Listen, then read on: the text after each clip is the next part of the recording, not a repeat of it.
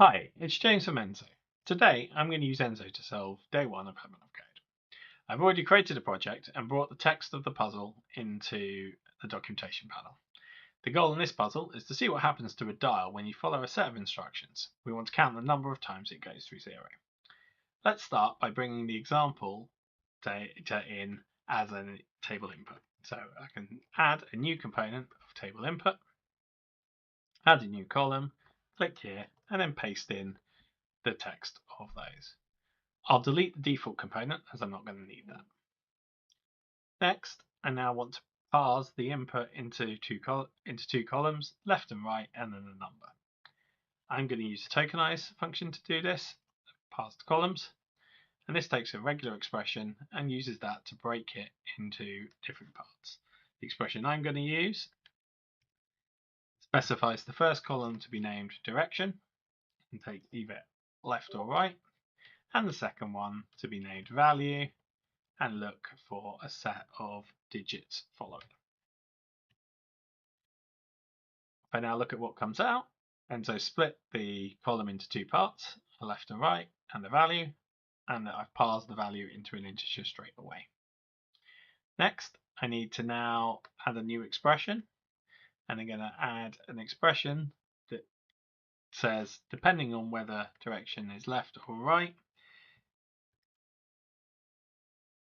then I want minus the value for left because we're going downwards, or the actual value if it's not because we're rotating, increasing the number, and we'll overwrite the value column with that. We now have a signed column of where we're moving. Now I'm going to create a running total. I'll use the running function, running sum of the value as position, let's call it. I'm going to convert this into an integer as it will come back as a floating point number by default. And now I have position. A couple of things we haven't done yet. We're told that the dial starts at 50 and that it has to reset if it reaches 100.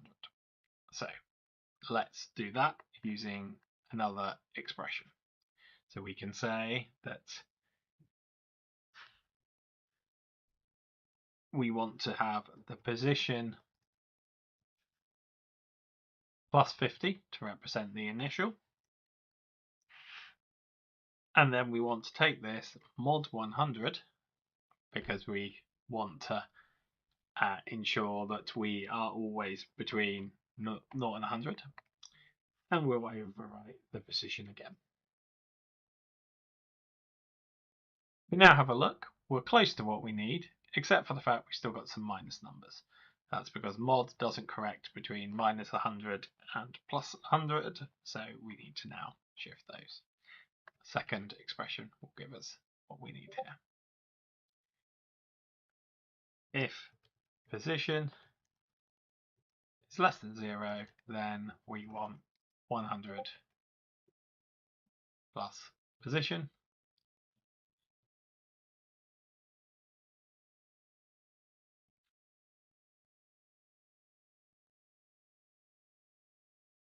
Else position, and we'll again overwrite the position.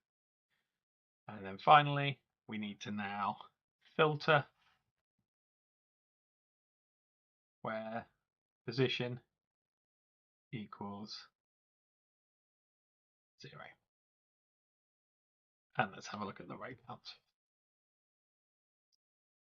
So we've got 0, not the correct answer. So let's see what's going on.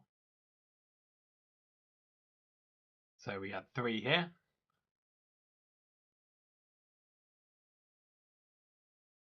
I put position less than 100 rather than position less than 0. So let's correct that. And now hopefully we've now got the 3, which is the correct answer. I now need to bring in my data, and I'll do this using a data.fetch. And here I'm going to fetch from the specific page. Let's lose the description for the moment, so a bit more space. I'm going to put in cookie.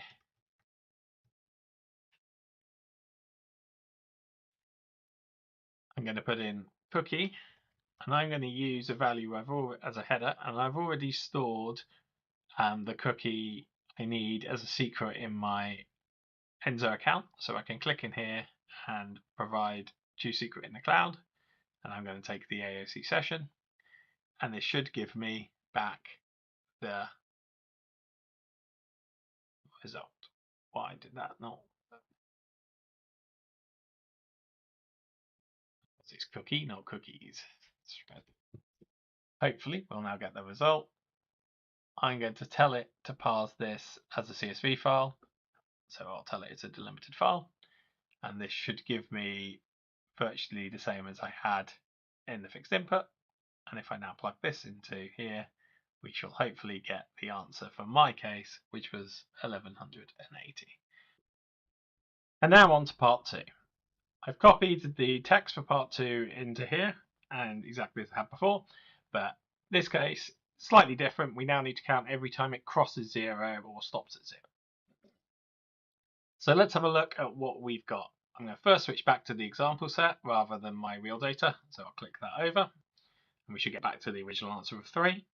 And I'm going to take the calculation from the point at which we'd added the 50 and we're doing the modulo operation. So let's copy this node again and put a new one of these in. But this time, what I'm going to do is I'm going to remove the modulo and just keep the actual position. And if we now have a look, we've got a sequence of positions which can range anywhere. Now I'm going to add a new node, and what I'm going to do is I'm going to get the previous position. I can use the offset function to do this, and I can offset position by -1, filling with nothing. And then I'm going to rename the generated column to something a bit friendlier because it gives it a default name. And I'm going to call that previous position.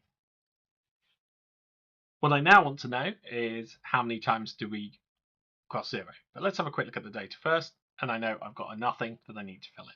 So let's fill that value in first. I can use fill nothing on previous position with a value of 50, which is where we start. I want to get the sign of the direction we're going, and I can do that by doing if the direction is equal to L, then -1, else 1. And let's store that as sign. Then with a little bit of maths, I can compute how many times we cross 100 by using an expression. And I will do the floor of sign times position divided by 100 minus the same, but this time instead of position, of where we started. And we'll call that crosses. And let's have a look and see if that looks like it's giving us what we need. So I started at 50, I ended at -18. I should have crossed once. So if I expand this, then indeed I've crossed once. And if I quickly total up, I can see there are 6 ones there. So that looks, which is what we're expecting, that looks promising. Next, I'm going to do an aggregate. So do aggregate. And I'm going to this time just add a quick total of crosses and see if this gives me the correct answer. So we've got 6. Let's now plug it into the real data set, check that we still get the correct answer on the left, and hopefully we'll get the correct answer on the right. And that's it. That's part 2 solved.